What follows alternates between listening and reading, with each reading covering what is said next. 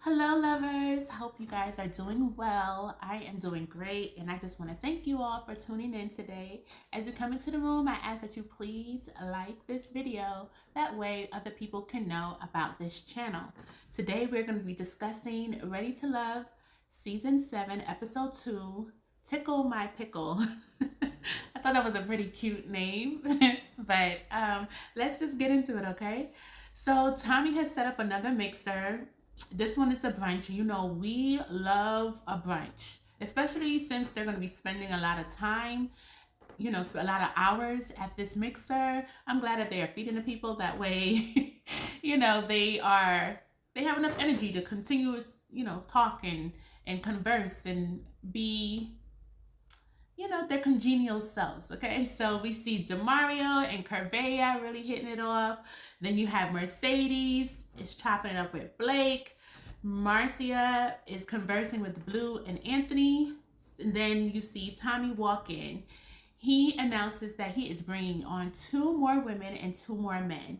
And then we see Cynthia and Jonique walk in. Now, these ladies are beautiful, especially Cynthia. Cynthia stopped the room, stopped everybody in their tracks when she came in with that green outfit. My girl was looking good. Okay, then we also met Fabrice and Mark Anthony. Fabrice says he's 44, but it's given a lot older. I was like, no way you're in your 40s. I did not get that at all. And then Mark Anthony. So this week, the men have the power of elimination. Immediately, you know, Tommy's like, okay, you know, go and meet these people. Everybody mix and mingle. Let's get it on. You see all the men flock towards Cynthia and Jonique to make their introductions. So, you know, and everyone seems really nice. They just jumped right on in there, you know. So now Jonique tells us in her confessionals that she likes to party. She makes her own money. She calls the shots. She likes things her way.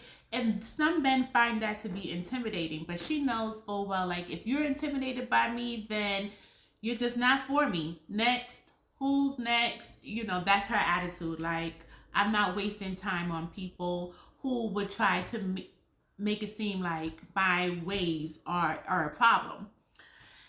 Outside, you see Curveya and Mark Anthony. They're getting acquainted, and they discover that they're both from the East Coast.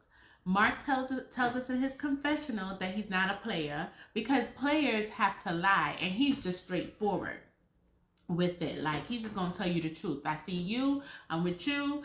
I see her, I'm with her, and we ain't gonna have no drama. But at this point in time in his life, he's acknowledging that he's getting older. He doesn't want to be in the streets anymore. He's ready to settle down with somebody special. Again, so if they pan back to Curveya and Mark Anthony outside, and they're talking about where they are emotionally. Curveya expresses that she is ready to love, but not just anybody. And one of the main factors on who she chooses to be with is whether or not they are able to maintain her lifestyle. She wants a man that has his financials together and that's going to spoil her. So she's so bold that she even asked Mark Anthony, are you the type of man that's going to spoil your woman? And he's like, I give my woman what she earns. Like, I'm not just gonna come in the gate and break her off with anything. And I'm just like, Curveya, did you really ask this man this? No way did you come in here and give off these vibes like of expectations and entitlement. Like, that doesn't work that way. My girl, you have to be smooth with it if you're going to be a gold digger. So, and that's exactly what Mark says. He's like, she's giving red flags. She's giving red flags. She's giving gold digger vibes, and I'm not feeling it. So, okay, so over on the other side, we see Z. She's complaining about almost being sent home, up for elimination. She's going from this group of guys to the next group of guys, just confronting them about, like, what didn't you like about me? Why was I up for elimination? And my girl, you're supposed to be paying attention to trying to convey why it is you should stay. Don't nobody want to be explaining to you what it is that they didn't like about you. That's very uncomfortable. And besides, what happens in deliberation is supposed to stay there. So for them to come and try to throw somebody under the bus, it's not going to be cool for their game. So she just have her mind on the wrong thing, and it's just turning all the men off. They don't want to be bothered with her. We see Jeffrey and Andre, they are settled off in a corner, and he's expressing like, I think you're so beautiful. When I'm with you, it's just all eyes on you and nobody else is in the room. And then all of a sudden you see Cynthia come and sits right next to him, and he's just like, oh, forget everything I just said.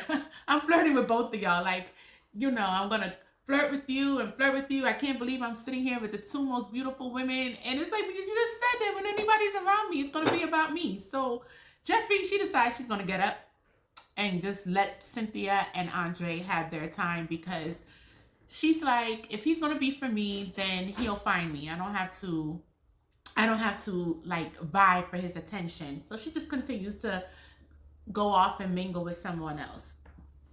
Blake and Suanne, they are hitting it off. So it seems as though Blake gets along well with bubbly personality girls who are really friendly, really in their feminine. They're very flirty, and he likes that type of energy. So they are really like having a good time together. Now you see Cynthia, she's sitting now with Fabrice. Is it Fabrice or Fabrice? I think it's Fabrice, so I'm going to say Fabrice. And they are discussing their love for cooking. Now, they're both Haitian, so I'm assuming that they probably will connect about Haitian food. That Junjun rice and tasso and griot, that could bring anybody to fall in love. So I know they have a good connection there. Now, we go on to learn that Fabrice is 44, and he's a fashion designer from Haiti, but he spent time in Paris. But he puts sex to be his number one priority, and he leads with that. It's very unbecoming, and he's extremely suggestive. It's like, give it a break. Give it a rest, okay? You're doing too much. Blue, Anthony, Blake, Andre, and Demario, and Tony, they have a group date set up with Cynthia and Jonique. That gives them an opportunity to learn about these ladies, and the ladies to get a feel for the men, since they're coming in after the fact. Cynthia arrives first, and based on the questions that she's given, she let the men know that she needs a man that is honest. She's not going to deal with a cheater, someone who's disrespectful and irresponsible. Tony asked if any of the men that she's sitting around is like her type, because they all give different vibes. And she's like, well, everybody's my type. Like, but she's not going to make a decision based upon what she sees. She wants to give everyone a fair shot. So she's going to be open and see what their character is more like.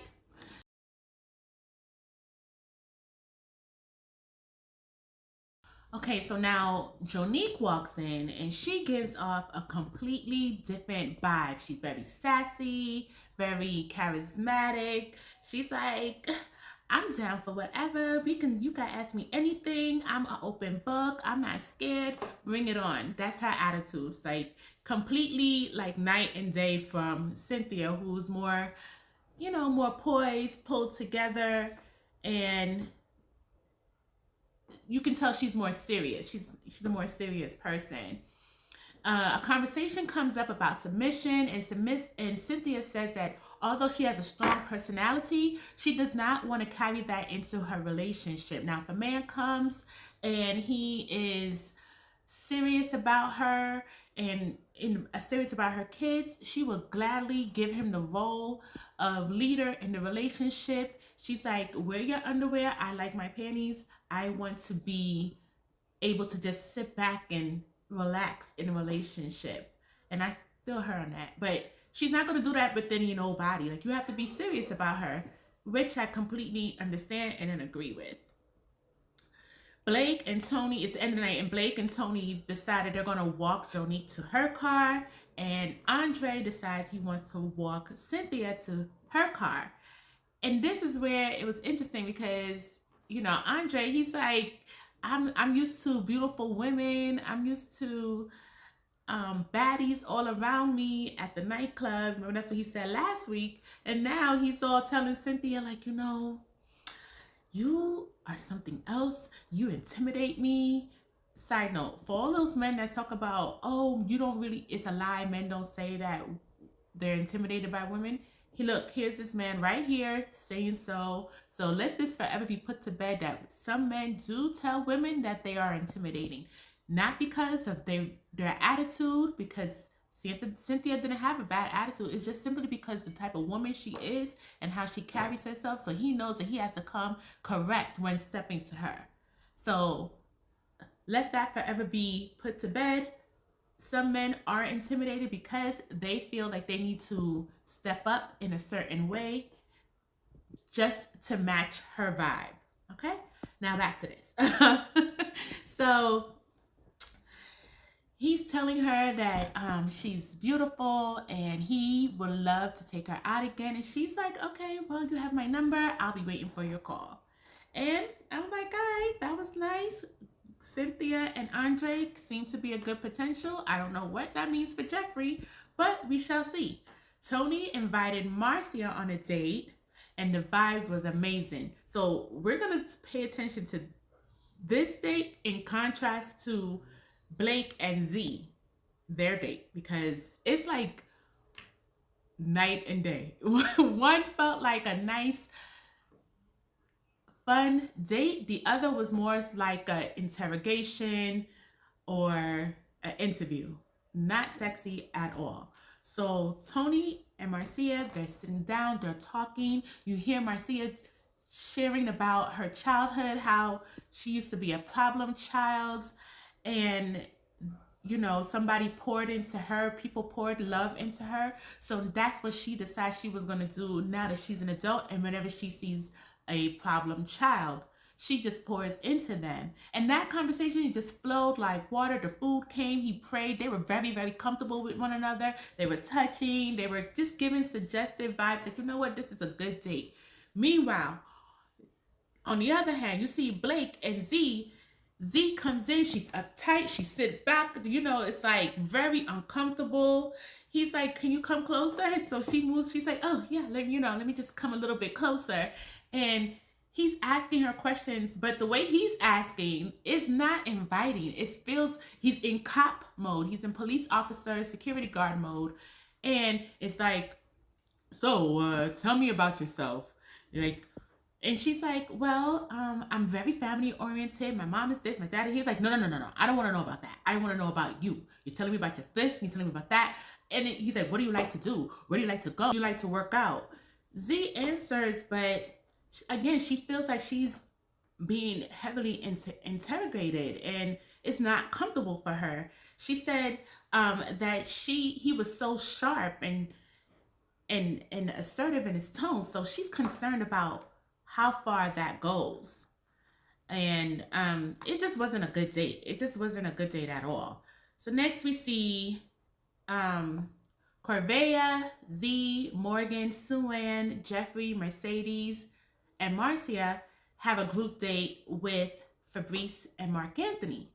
Now both Mark Anthony and Fabrice, they both admit to dating outside of their race. Mark Anthony said that he has a preference for black women, but you know, he'll date and see them, you know, all the flavors of the menu, but ultimately he's going to settle down with the special, and the special is a black woman. Fabrice, he tells us that, listen, I lived in Europe, I lived in Paris, I used to work for Giorgio Armani, I see models of all races, I dated them all. I wanted them all. There was like pick of the litter, and he was just like, I don't care. And then he, you know, goes on and on about the need for sex and how much he loves sex and how much is, you know, the person he gotta be with, you know, she gotta be a freak, basically, Mercedes asked, no, I'm sorry.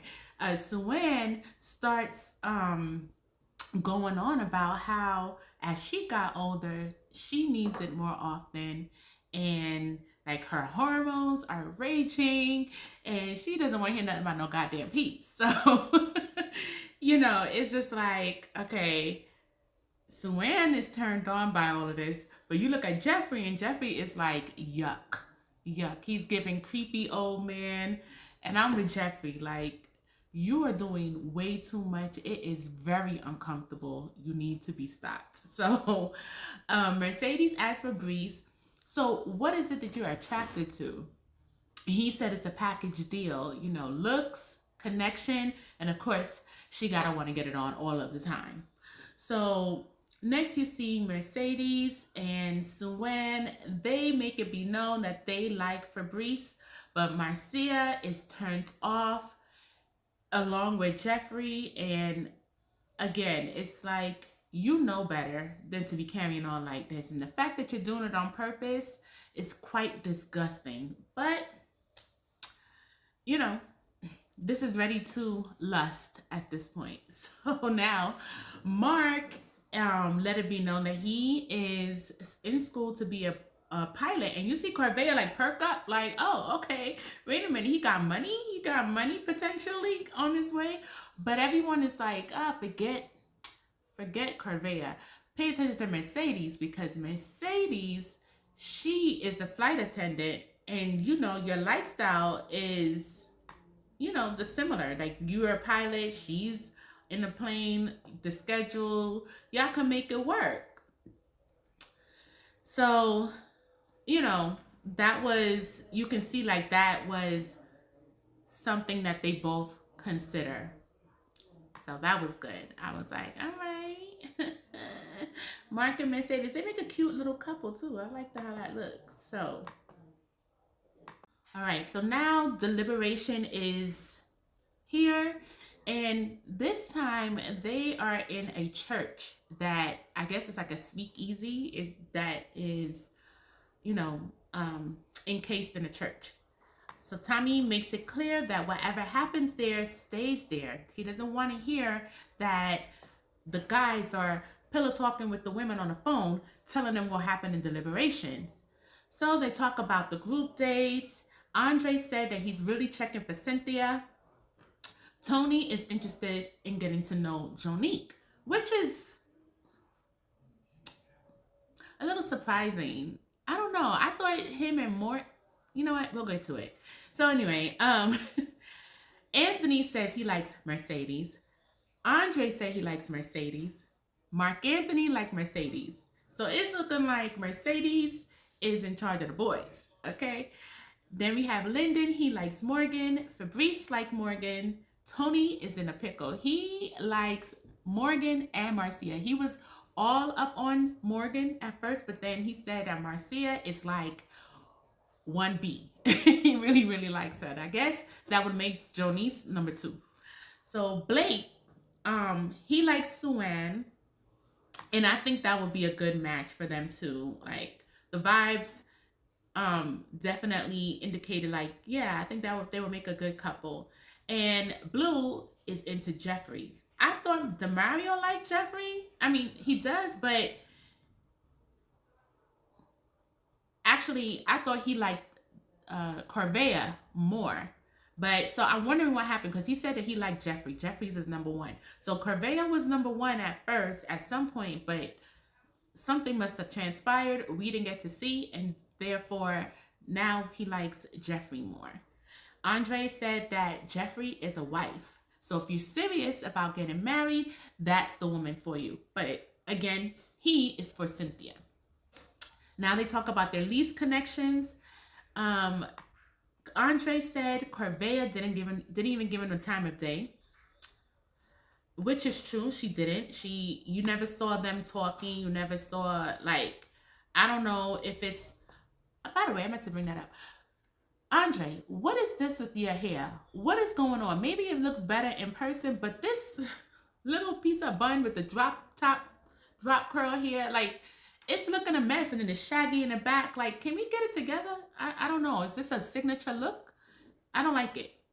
Anyway, Andre said that he didn't, Corvea didn't give him the time of day. Tony said he doesn't like Corvea. Corvea. Lyndon said Corvea, she comes off combative.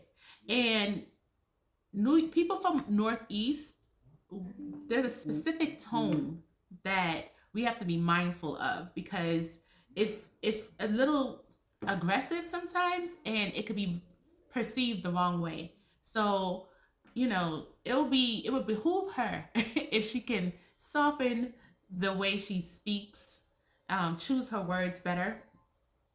That way she can relate to the men a lot better. So then Mark Anthony,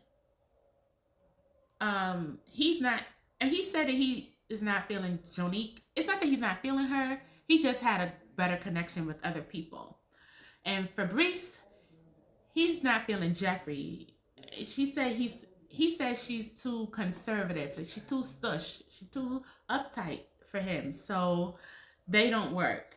And then again, Anthony said that Z is giving homegirl vibes. Blue said that once Z almost got eliminated, she was interrogating everybody. It turned him off. He's not feeling her. He wants her to go. DeMario wants her to go. And Blake, he even admits that he was interrogating her. And Tommy asked, like, okay, you were interrogating her. Do you think that she enjoyed you? He was like, probably not. But he's like, I didn't enjoy her either. She didn't give me nothing. She was all uncomfortable. So, yeah, it's not looking good for Z. Tommy explains a specific curveball this season in which someone can be saved. It's called the second chance lifeline. So the decision of whoever the person is that they're going to save has to be a unanimous decision. And they are only allowed to use this lifeline one time for one woman. Next scene, you see Corvea walking. She's going to meet with Lyndon. She's like, I thought I made it clear that I wasn't into him. He wasn't for me. So I don't even know why we're going on this date.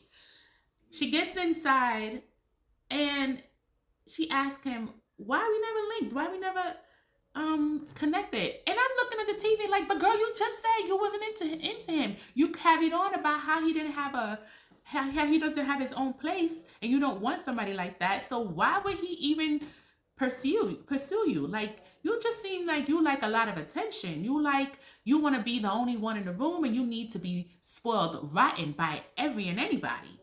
So Lyndon says the same thing, like, you made it clear you wasn't into me. I don't think that I wasn't gonna waste my time, basically. You wasn't trying to give me the time of day. He tells her that she was on the bottom and that he was one of the people that put her there. So she's like, me? I'm beautiful. I'm smart. I got a lot going on for myself. Why would I be on the bottom? And she's like, I mean, if you are just broke, just say so. And I'm just like, girl, you are not looking for love. You are looking for help yourself. You are looking for a come up. You are looking for anything but love. If it comes with a dollar sign, you are there for it. And that is not the premise of this show. You're on the wrong show there, okay? Meanwhile, Z and Blake are meeting up. Z is like, I don't even know why I'm meeting with him. We know we don't like each other. But in the back of my mind, like, girl, you know why. You know what this is. So, honestly, between them, I kind of got sick of their synergy. Like, I didn't really pay much attention to them. In the end, they said that Blake told her that she needs to go home. That is, Z, you're going home. So the producer asked her, like, what do you want for the people to remember you by? And then Z she comes out with this song. She's like, my name is Z, and I'm from Jersey, and I want to know what's next. And I'm like, girl, this is your parting words. Hey, Z. Zuleika, you're a cute girl, but you're so quirky. And I'm just like, you were talking one moment about how being so much of a boss chick, so much of an alpha, but when you know, the pressure got on you, you kind of fell to the wayside. You didn't really show up the way you were supposed to. So that was, you know, it was your time. This is what you made of it. Better luck and love in the real world, because you are not ready to love on this show. So I can't wait to see what next week brings. I'm really enjoying this season. I like this cast a lot. Again, Cynthia is, you know, a fan favorite. So is Morgan. Like, but hold on, that's my type. Like my type, Cynthia and Morgan. I really like those two ladies. And then for the men, I like Blue and I like Tony, but something about Tony, I don't know. I'll be like, I gotta keep my eye on you. Like, you give a little bit of a pass to holy whore, just a little bit, but I feel like you have a lot of redeeming qualities. So I'm intrigued by him. From the cast, I will be back next week with episode 3, and I just want to thank you all for coming in and watching my review of Ready to Love. So until next time, ask yourself, what's love without you? Be sure to like, share, and comment if you have any feedback for this show. Also, hit the notification bell. That way you will be notified whenever I post a video. Until next time, bye.